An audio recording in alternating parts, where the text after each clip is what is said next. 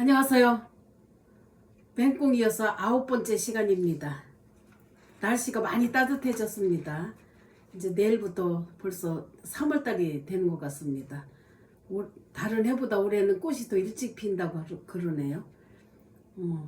또 맹꽁이 여사 그 일기장을 공개하겠습니다. 요가 제목입니다. 요가 지도자가 되는 날입니다. 작년에 웃음치료 강사와 생활체육 지도자가 되는 수련을 했었다. 몇 달 전에 자격증을 받았다. 올 초에 센터 원장님이 매주 화요일에 원장님들 교육이 있어서 요가 지도가 어렵게 되었으니 날 보고 화요일에는 지도를 해달라는 부탁이 있었다. 난 그렇게 하겠다고 대답은 했는데 1시간 20분 동안 지도를 한다고 생각하니까 부담스럽기도 했다. 책 도인체조를 구입해서 열심히 공부하고 새벽 6시 첫 반을 지도를 하기 시작을 했다. 긴장된 마음으로 했는데 의외로 끝나고 반응이 참 좋았다. 너무 막힘없이 자연스럽게 잘한다고 다들 칭찬을 해주셨다. 서당께 3년이면 풍어를 넘는다는 말이 있는데 벌써 요가를 한 지가 10년이 넘었다. 회원들 모두가 아는 얼굴이고 가족 같은 편안한 마음으로 하니까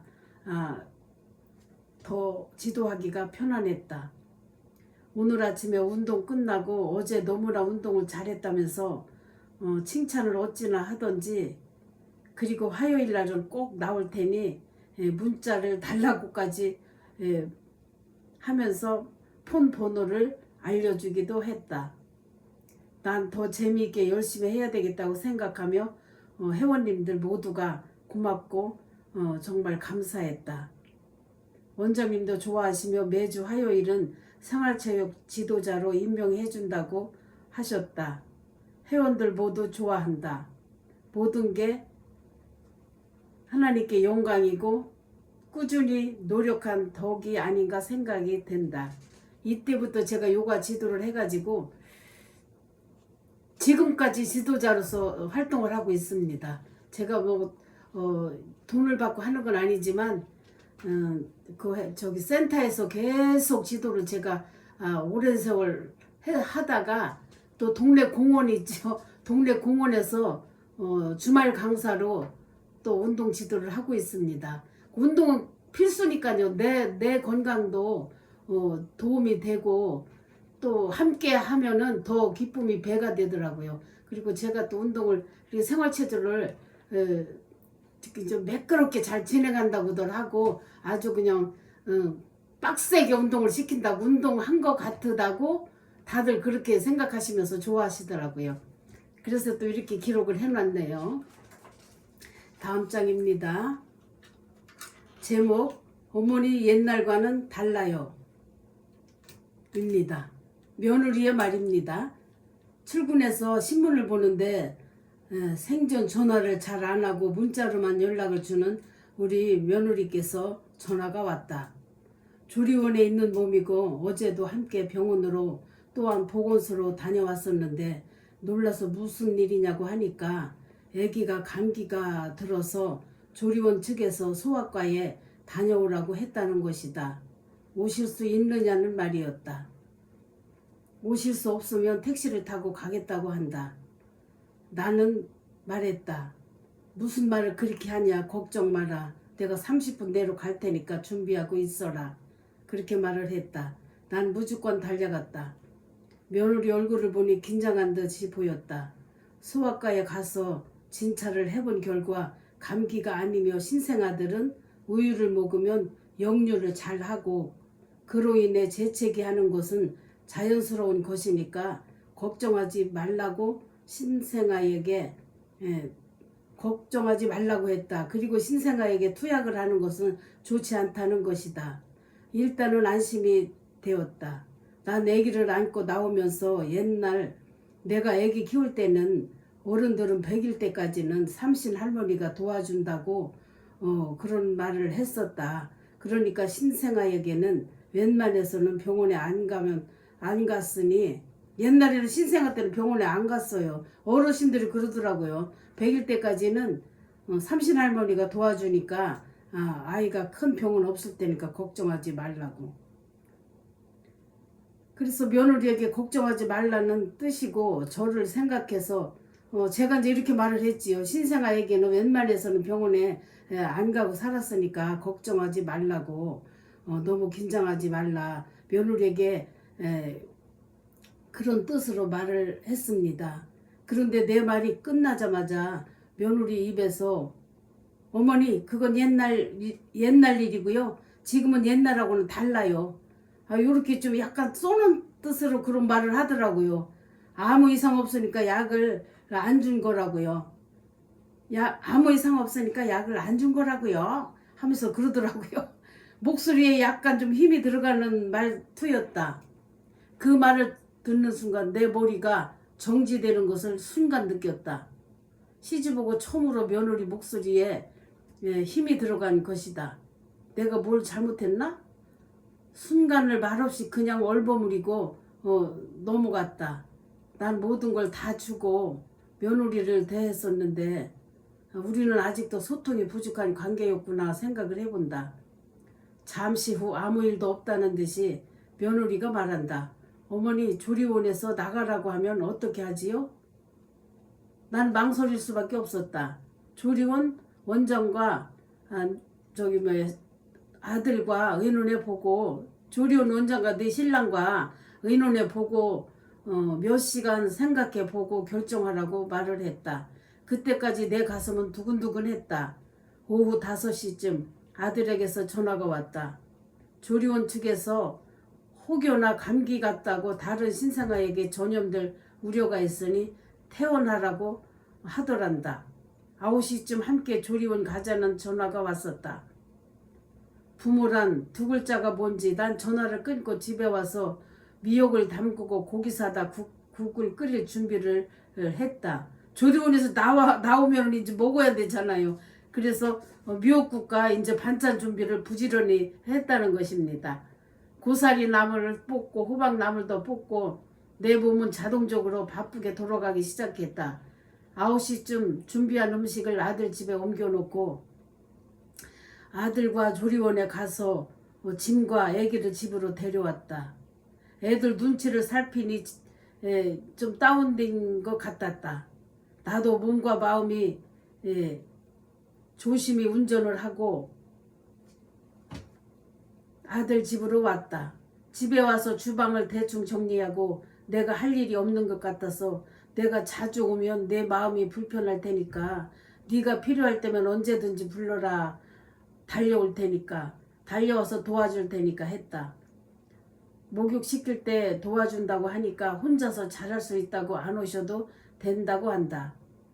집에 와서 생각하니 부모는 사랑을 끝도 없이 주고 싶은 것이구나 생각을 해본다. 피곤한 이 밤 편안히 잠을 청해본다. 이게 12년 1월 18일에 있었던 일입니다.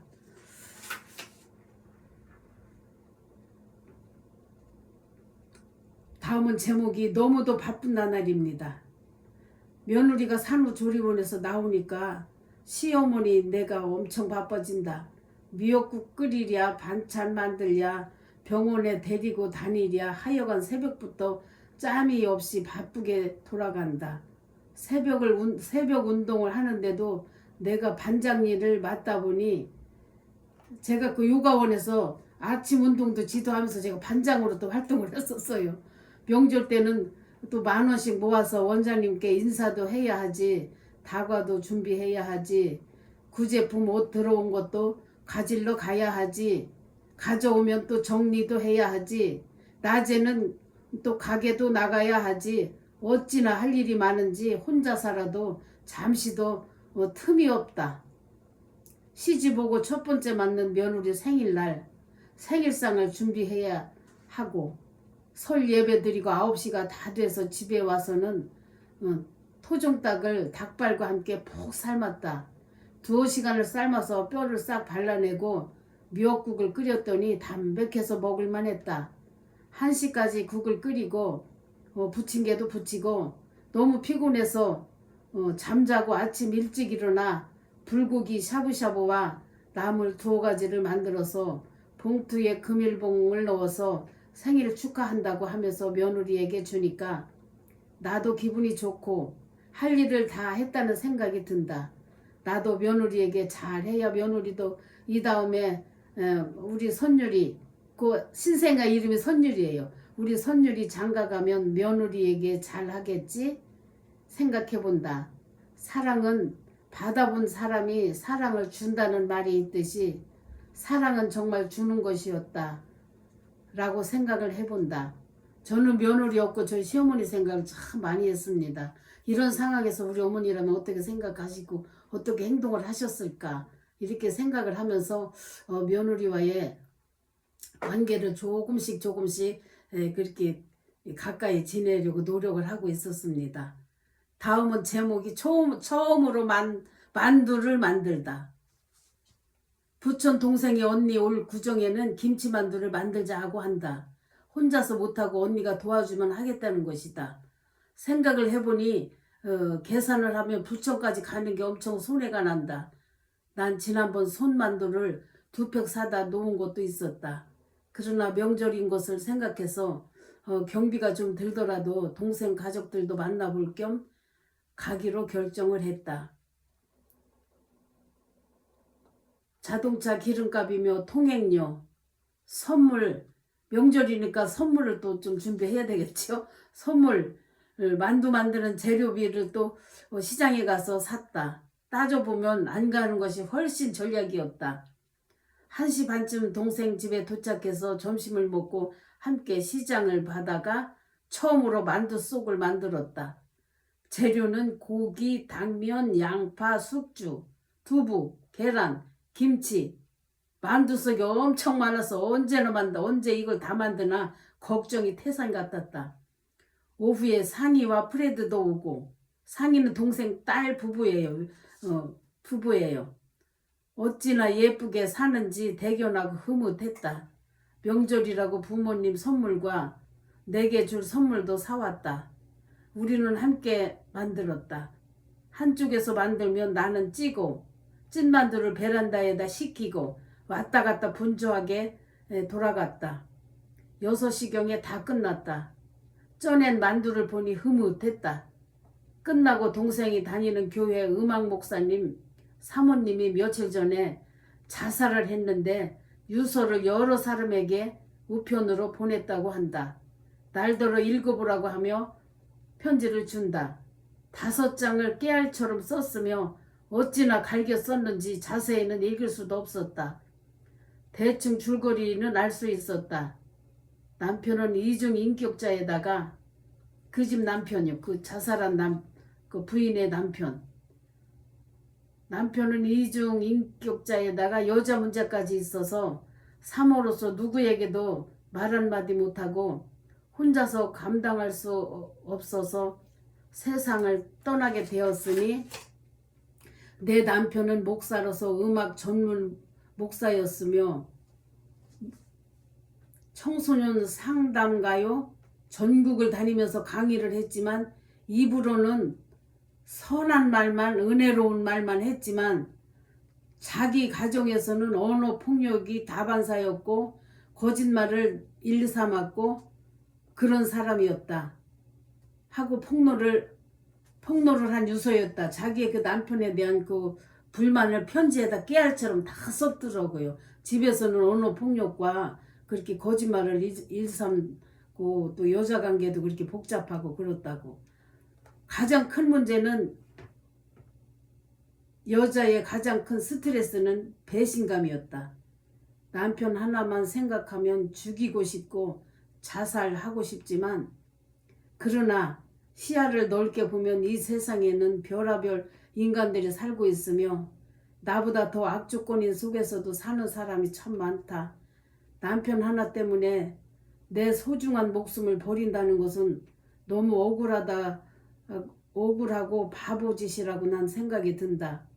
어떠한 큰 괴로움과 고통이라 할지라도 시간이 지나고 세월이 흘러가면 잊어지고 희미해지는 것인데 난 동생에게 말했다.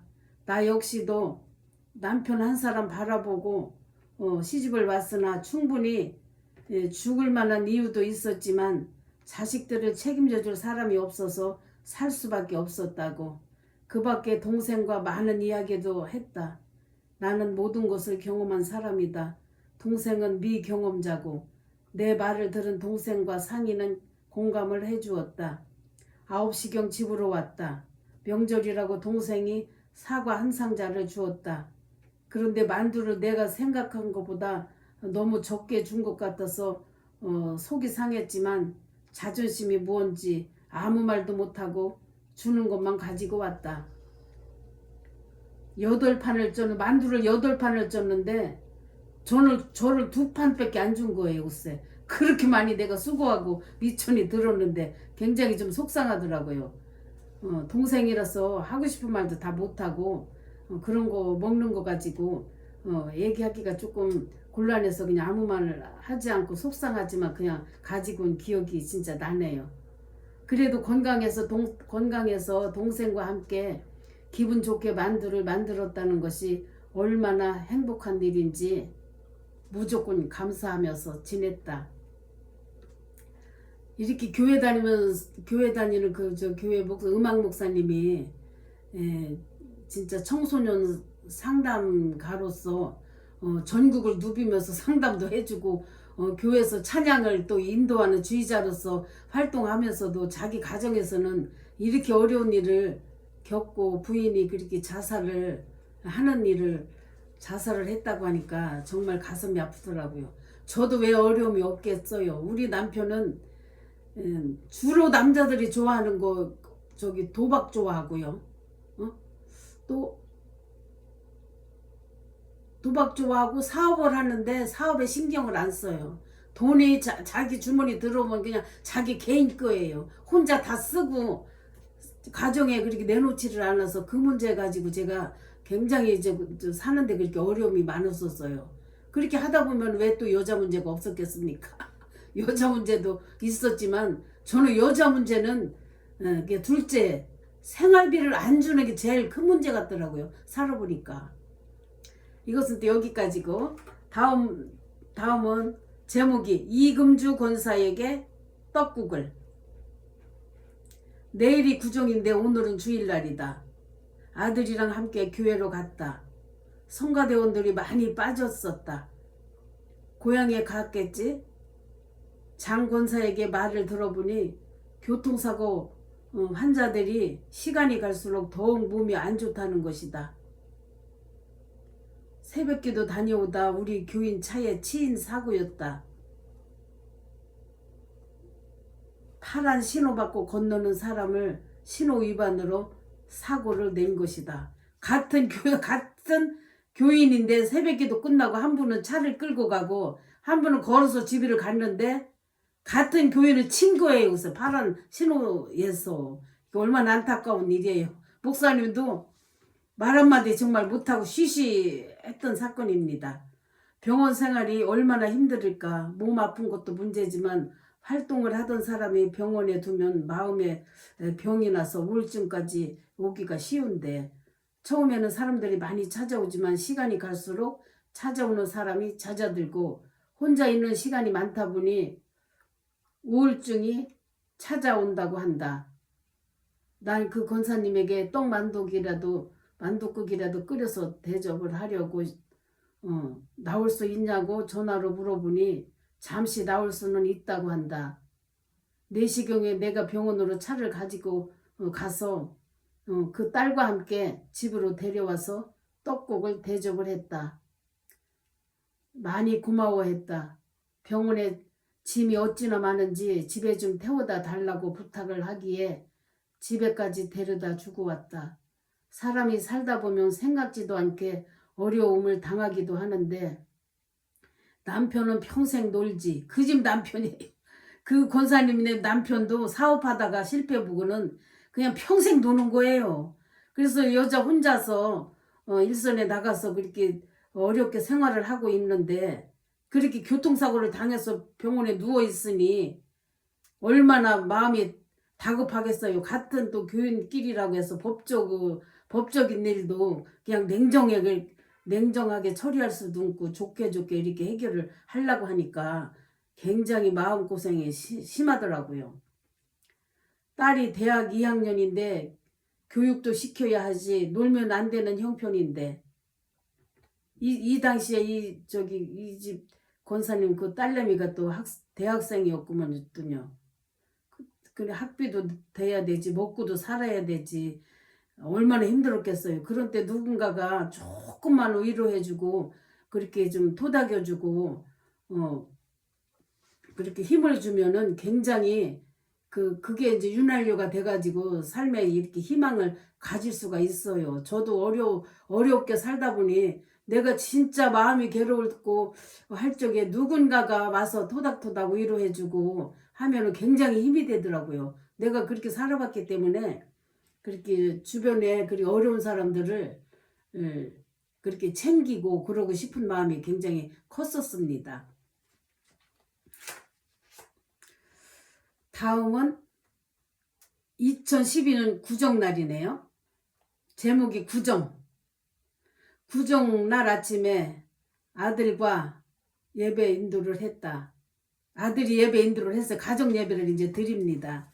이제 어엿한 가장이 되었으니 예배를 인도하라고 주일 전에 말했더니 말씀과 찬양과 기도를 은혜롭게 준비해서 감사하게 예배를 드리며 찬양을 하는데 어찌나 눈물이 나는지 정말 심령이 가난한 자 찬송 가운데 하나님께서 함께 하심을 느꼈다. 아들이 그렇게 예배를 인도하는데 결혼해서 부인도 있고 이제 아기도 있고 하니까 아유 그렇게 어려운 환경에서 아들을 키웠더니 이렇게 결혼해서 예배 인도를 하는구나 생각하니까 감사의 눈물이었지요. 감사의 눈물이 그렇게 나더라고요. 항상 아들과 둘이서만 예배를 드렸었는데 배가 번식하여 넷이서 애기랑 이제 3주 됐어요. 애기랑 함께 드리게 되니 어찌나 감사하고 감격스러운지 자꾸만 눈물이 흘렀다.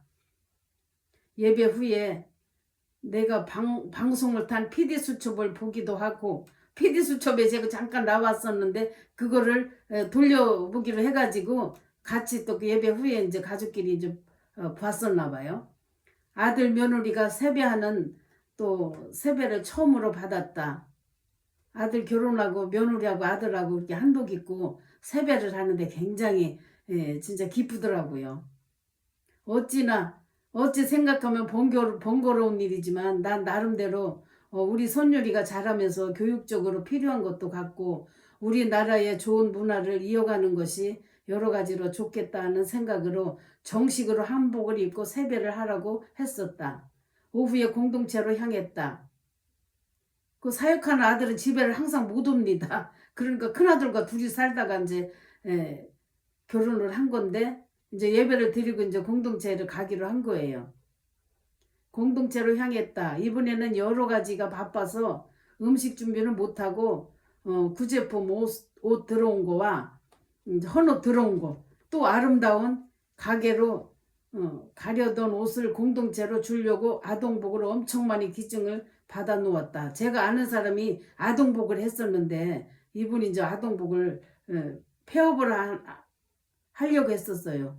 그래서 다른 아름다운 가게로 옷을 넘겨주려고 하는 거를 제가 가서 그 사정을 했지요. 이런 어려운 공동체가 있는데 이쪽으로 옷을 어느 정도 넘겨주면 애들이 잘 입을 수 있으니까 이쪽으로 좀 달라고. 그래가지고 이쪽으로 많이 제가 가지고 갈 수 있는 기회가 있었어요.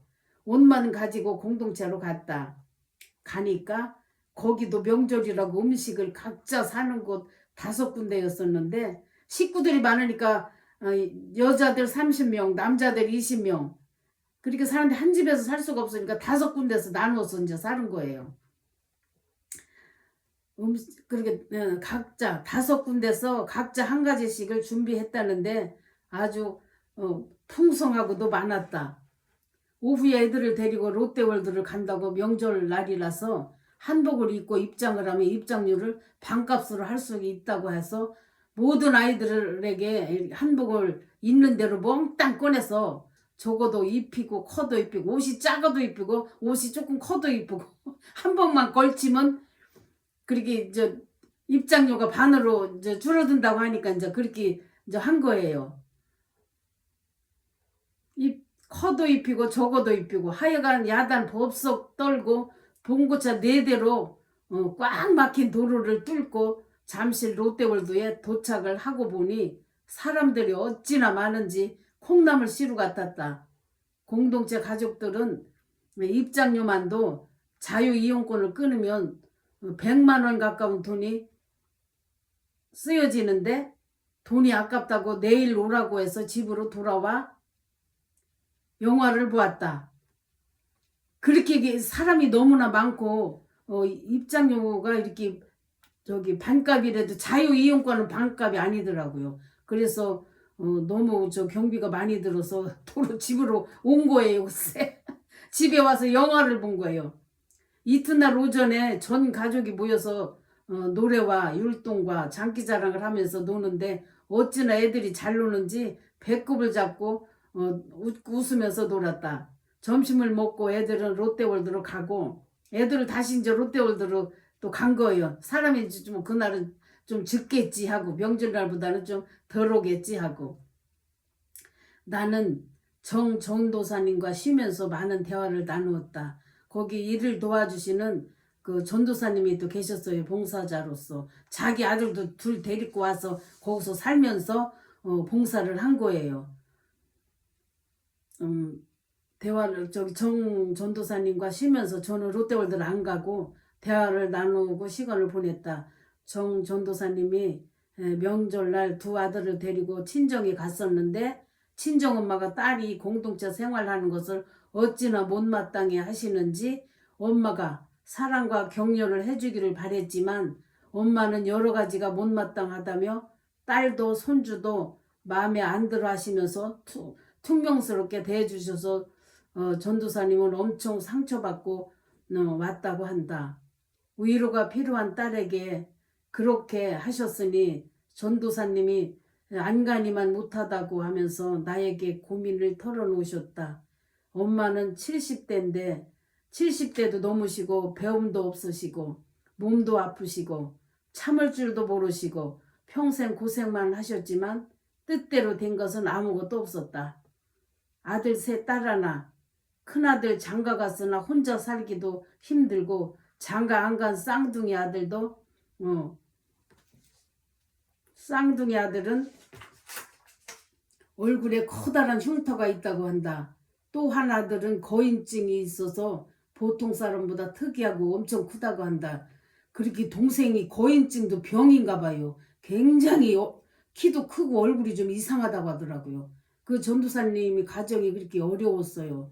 이 전도사님도 남편이 먼저 세상을 떠나는 바람에 젊은 나이에 40대 초였었나? 그런 사람이 2 아들을 데리고 혼자 살기가 너무 힘들으니까 아들을 데리고 이 공동체 와서 거기서 봉사하면서 자기 아들도 이제 키운 거예요, 글쎄. 그런데 친정 엄마가 이 딸을 좀 수고한다고 이렇게 어렵게 사니까 좀 힘과 용기를 줘야 되는데 왜 거기 가서 고아원 같은 데 가서 네 새끼를 키우냐 이 뜻이에요. 어떠한 고생을 하더라도 바깥에 나와서 살지 왜 거기 들어가서 사느냐고 그렇게 늘 구박을 했나 봐요. 그냥 그러니까 막 눈물을 흘리면서 하소연을 하더라고요. 우리 엄마가 내 마음을 좀 알아줬으면 좋겠는데 내 마음을 몰라주고 그냥 구박하고 그런다고. 그래서 보통 사람보다 특이하고 엄청 큰 그런 거인증인 동생이 있었어요. 키가 110이 넘다는 거예요. 키가. 둘 다 키가 110이 넘어도 장가 가는 걸 포기했다는 거예요. 그리고 장가도 안 간 아들이 있는 거예요. 엄마는 70이 넘고 아버지는 미국에서 목회를 하시고. 아유, 가정이 진짜 복잡하더라고요. 엄마는 장가 안 간 쌍둥이 2 아들과 사시는데 연세가 많으시니까 체력이 딸려서 더 짜증을 내신다고 한다. 아버지는 어렸을 때부터 소아마비로 한쪽 다리가 불편하신 데다가 한국에서 여러 가지가 뜻대로 안 되자 목회를 하셨다는데 개척교회를 하신다고 한다. 고생만 하시고 미국으로 건너가 미국에서 목사들에게 생활비가 나온다고 해서 간 것이다. 교포들 상대로 목사라는 타이틀로 무슨 서류 같은 걸 해주면 돈 몇 푼 받고 생활을 하신다는 것이다. 한국에 오시면 노후 대책이 없어 고생할 것 뻔하니까 한국에 오시면 고생할 게 뻔하니까 오실 수도 없다고 하신다. 서울에 사는 엄마는 장가 못 간 쌍둥이 아들 밥만 해주고 미국도 못 가시고 공동체 전도사 딸은 남편 죽고 두 아들 데리고 공동체 생활을 하고 사정을 듣다 보니 전 가족이 각자가 엄청난 스트레스를 받고 사는 것 같았다. 모두가 사랑과 위로가 필요한 가족이다. 서로가 자기가 제일 힘들다고 아우성 치는 격이다. 서로가 위로를 해달라고 사랑해달라고 한다. 서로 더 부대끼니까 상처가 더 나는 것 같으다. 서로가 각자가 다 힘든 삶이에요. 서로가 위로를 바라지만 누구도 위로해 줄 만한 그런 능력이 되지 못하는 거예요. 각자가 힘들으니까. 그러니까 막 스트레스 받고 짜증나고 가족이 모여서 즐거워야 되는데 막 짜증을 내니까 진짜 어디 가서 위로를 받겠어요. 그 한 많은 이야기를 저한테 다 하는 거예요. 그래서 그걸 다 들어줬어요. 아주 난 속으로 주여 전도사님 가족을 위로해 주시옵소서. 4시쯤 쌀 10포를 싣고 오다가 줄 사람을 주고 집에 와서 잡채를 만들어서 며느리와 셋이서 먹었다. 아들과 며느리 셋이서 먹었어요. 아이고 너무 피곤한 게 올 적에 또 그 공동체 쌀을 10포를 또 어려운 이웃에게 나누어 주라고 해가지고 차에다 싣고 오면서 이제 줄만한 사람 다 이제 집 앞까지 다 배달해주고 이제 집에를 온 거예요. 그날. 이렇게 해서 이날은 또 하루를 또 보냈습니다. 오늘은 맹꽁이 여사 일기 공개 여기까지 하고 또 내일 뵙겠습니다. 감사합니다.